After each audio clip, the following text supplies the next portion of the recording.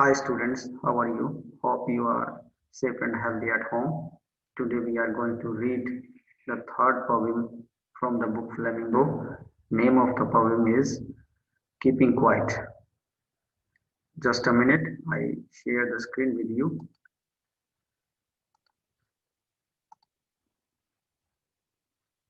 Yes,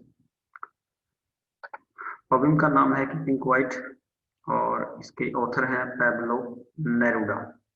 Pablo Neruda is the pen name of Naftali Ricardo Reyes Basolto, who was born in the town of Parral in Chile. Pablo Neruda ये उनका pen name है। Pen name में जब भी कोई वो writing करते हैं तो अपना नाम पैब्लो नेरूडा लिखते हैं, बट वास्तव में उनका नाम क्या है? नेफ्टली रिकार्डो रेइज बेसोल्टो। और इनका जन्म चिली देश के पैरल शहर में हुआ था। नेरूडाज poems are full of easily understood images. अब नेरूडा की जो कविताएं हैं उनमें इमेजेस का प्रयोग हुआ है और वो इमेजेस ऐसी हैं जो अंडरस्टूड है, which make them no less beautiful. और ये इमेजेस जो हैं उनकी इन कविताओं को जो है कम ब्यूटीफुल नहीं बनाती, इट मीन्स वो इनको ब्यूटीफुल बनाती हैं। He won the Nobel prize for literature in the year 1971। उन्होंने 1971 में लिटरेचर के लिए उनको नोबेल प्राइज मिला था। In this poem, Neruda talks about the necessity of quiet introspection and creating a feeling of mutual understanding among human beings. In this poem, ये जो poem Keeping Quiet है, इसमें जो poet है नेरूडा, वो क्या बात करता है कि जरूरत है, necessity of quite introspection means हम चुप होकर अपना आत्म विश्लेषण करें। इस चीज की हम जरूरत है आत्म विश्लेषण करने की, और क्रिएटिंग ए फीलिंग, और एक ऐसी भावना लाएं ऑफ म्यूचुअल अंडरस्टैंडिंग, और हमारे में एक म्यूचुअल अंडरस्टैंडिंग बने ताकि हम ह्यूमन बीइंग्स आपस में एक दूसरे की फीलिंग्स को समझ सकें, उसको अंडरस्टैंड कर सकें। ऐसी फीलिंग की जो है जरूरत है। तो अब हम शुरू करते हैं। बिफोर यू रीड करने से पहले कीपिंग क्वाइट, इसमें पवित्र जो है यही कहता है कि हमने क्वाइट रहना है, इंट्रोस्पेक्शन करना है, आत्मचिंतन करना है कि जो हमने किया क्या वो सही है गलत है। बिफोर यू रीड, पढ़ने से पहले, what does the title of the poem suggest to you, means जो कविता का टाइटल है वो आपको क्या सजेस्ट करता है, क्या आपको लगता है कि कविता किसके बारे में होगी? What do you think the poem is about? क्या लगता है कि कविता किसके बारे में है? कविता शुरू करते हैं। Now we will count to 12 and we will all keep still. अब हम जो है 12 तक गिनेंगे और हम सब शांत हो जाएंगे। तो यहाँ पे कवि जो है कीपिंग क्वाइट, इसका मतलब यही है कि वो ये कहता है कि हम सब शांत हो जाएं। साइलेंस वो चाहता है, वो कहता है कि हम 12 तक गिनेंगे और सब क्या हो जाएंगे? साइलेंट हो जाएंगे, स्टिल हो जाएंगे, कोई मूवमेंट नहीं होगी। तो 12 हो सकता है यहाँ पे ये घड़ी के जो 12 सुइयां हैं उसको रिप्रेजेंट कर रहा हो, या ईयर के 12 मंथ्स को रिप्रेजेंट कर रहा हो। For once on the face of the earth, धरती में एक बार ऐसा होगा। Let us not speak in any language, कि हम किसी भी लैंग्वेज को ना बोलें, क्योंकि लैंग्वेज जो है बैरियर पैदा करती है, सीमाएं पैदा करती है कि वो ये लैंग्वेज बोलता है, वो ये लैंग्वेज पैदा करता है, तो वो कहीं ना कहीं मिलने में, हमें इकट्ठा रहने में वो बाधा पैदा करती है। लेट स्टॉप फॉर 1 सेकेंड, आओ एक सेकंड के लिए जो हम बिल्कुल रुक जाएं। And not move our arms so much, arms बाजुओं को, यहाँ पे आर्म्स का मतलब मनुष्य की बाजुओं से भी है, मूवमेंट से भी है, और इसका मतलब वेपन से भी है। वेपन मीन्स हथियार जो हम यूज करते हैं, कि हम एक क्षण के लिए जो है बिल्कुल अपने आप को रोकने किसी भी वेपन्स का हम प्रयोग ना करें। तो इट मीन्स क्वाइट स्टिलनेस जो है, पवित्र जो है वो क्वाइट स्टिलनेस चाहता है। It would be an exotic movement. अब कवि क्या कहता है कि यदि ऐसा हो गया तो वास्तव में ये क्या होगा? बड़ा स्ट्रेंज मूवमेंट होगा।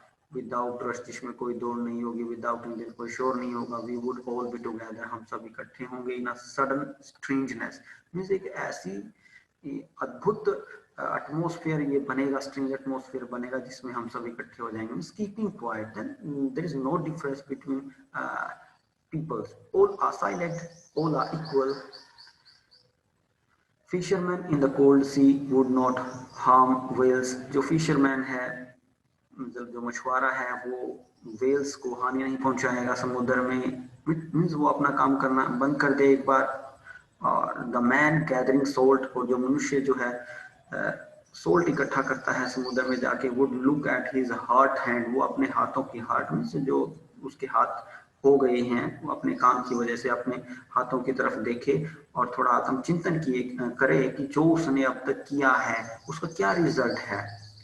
तो मीन्स ये पविम ही इसी पर बेस्ड है कि हम एक बार शांत हों और अपना आत्मचिंतन करें कि जो हम कर रहे हैं क्या वो सही है.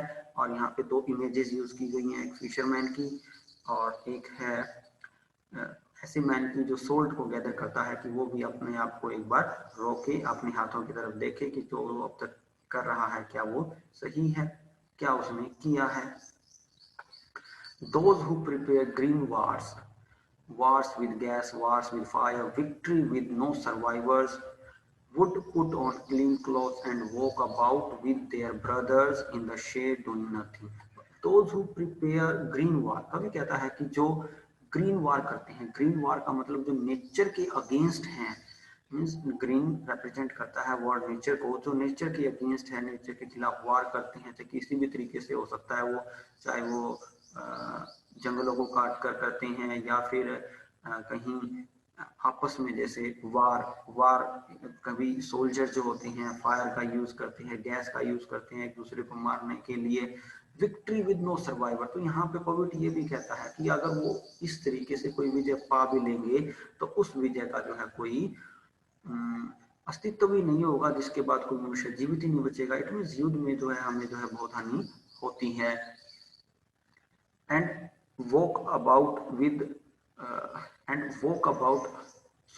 would put on clean clothes. यहाँ पे clean clothes से ऑथर का मीनिंग है कि हम जो है अपना जो मेथड है वो चेंज कर लें और हम नए मेथड को अडॉप्ट कर लें. इट मीन्स नया मेथड क्या है, हम फ्रेंडलीनेस नेचर को अडॉप्ट कर लें, हम मित्रता का भाव बनाएं. Walk about with their brother, यहाँ ब्रदर उनके लिए यूज हुआ है जो एनिमी थे, जो हमारे एनिमी थे उनको हम भाई समझकर उनके साथ चले. इन द शेड, छाया में, डूइंग नथिंग, और कुछ भी ना करें. इट मीन्स कवि यहाँ पे ये कहना चाहता है कि हम जो ग्रीन वार करते हैं, नेचर के अगेंस्ट वार करते हैं, या सोल्जर जो वार करते हैं, जो विक्ट्री लेते हैं, जो वो विक्ट्री है, वो जो किलिंग करते हैं उसका कोई यूज नहीं है, क्योंकि उसके बाद कोई सर्वाइवर होता ही नहीं है, कोई जीवित ही नहीं बचता. तो वो कहता है कि हमको क्लीन क्लॉथ पहन लेने चाहिए. इट मीन्स हमको अपना जो वे ऑफ लिविंग है, स्टाइल ऑफ लिविंग को चेंज कर लेना चाहिए और हमको हमारे जो एनिमी है उनको भाई समझ के उनके साथ चलना चाहिए और हमें शांत बैठकर उनके साथ कुछ नहीं करना चाहिए और सिर्फ क्या करना चाहिए, इंट्रोस्पेक्शन, आत्म चिंतन करना चाहिए. What I want should not be confused with total inactivity. कभी यहाँ पे ये कह रहा है कि जो मैं बोल रहा हूँ इसका मतलब ये नहीं है कि हम बिल्कुल ही बैठ जाएं, कोई काम ही ना करें. Life is what it is about. वो कहता है कि जीवन वही है जिसमें एक्टिविटी है. एक्टिविटी तो होनी ही चाहिए. I want no truck with death. कभी यहाँ पे कहता है कि नो ट्रक विद डेथ का मीनिंग होता है, इसका नीचे हम देखते हैं, to refuse to associate or deal with, to refuse to tolerate something, means किसी चीज को सहन करना. I want no truck with death. वो कहता है कि मेरे को ये जो डेथ है, मृत्यु है, ये चीजें अच्छी नहीं लगती, जो हम किलिंग करते हैं एक दूसरे की, हम मेरे को ये चीजें अच्छी नहीं लगती. बट लाइफ में सिर्फ एक्टिविटी होनी चाहिए.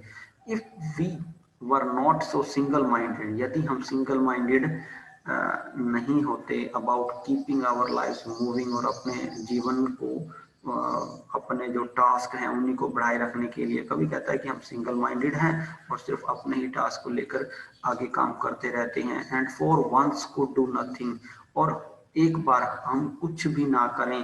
परहैप्स ए ह्यूज साइलेंस, तो हो सकता है शायद जो एक बहुत साइलेंस हो जाएगी, माइट इंटरप्ट दिस सैडनेस, और हमारी उदासी को दूर कर देगी. उदासी क्यों है, क्योंकि हम उदास रहते हैं कि मैंने ये भी करना है, ये भी करना है, सैडनेस जो रहती है.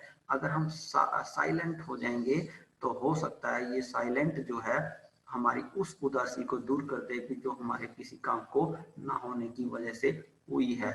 Of never understanding ourselves means हम खुद को नहीं समझ पाते, इसकी वजह से उदास हैं। End of threatening ourselves with death, और हम मृत्यु के डर को लेकर जो है डरे हुए हैं। तो हमको साइलेंट होकर इंट्रोस्पेक्ट करना चाहिए, तो हमारा जो है ये चीजें दूर हो जाएंगी और हम हैप्पी फील करेंगे। Perhaps the earth can teach us, शायद जो अर्थ जो है वो हमको सिखा सकती है। As when everything seems dead, क्योंकि अर्थ पर भी क्या होता है कि जब एक बार विंटर आती है तो सब कुछ फ्रीज हो जाता है and later proves to be alive is spring आती है, तो ये अर्थ भी जो है खिल जाती है। तो हमको अर्थ से टीचिंग लेनी चाहिए, हमको अर्थ से लेसन लेना चाहिए कि एक बार वो भी विंटर में कैसे होती है और दोबारा स्प्रिंग वो कैसे अलाइव हो जाती है। तो ऐसा ही हमारे साथ है, यदि हम भी एक बार साइलेंट होकर इंट्रोस्पेक्ट करें, आत्मचिंतन करेंगे, तो हमारा हम भी अपने आप को रिफ्रेश फील करेंगे, हम भी दोबारा से जीवित हो जाएंगे। Now I will not count up to 12. Now I will count up to 12. अब मैं 12 तक गिनूंगा एंड यू कीप क्वाइट, और आप चुप हो जाएंगे एंड आई विल गो, और मैं चला जाऊंगा। इट मीन्स कवि ये कहना चाहता है कि हमको साइलेंट होकर एक बार इंट्रोस्पेक्ट करना चाहिए जो हम काम कर रहे हैं।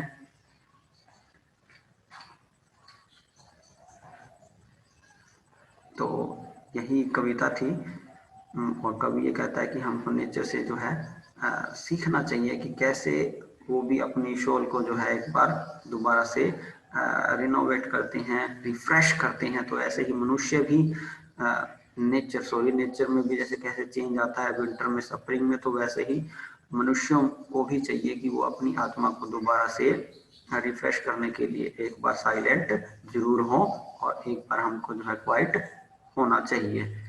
तो उम्मीद है आपको ये कविता समझ आई होगी। Thank you, good bye.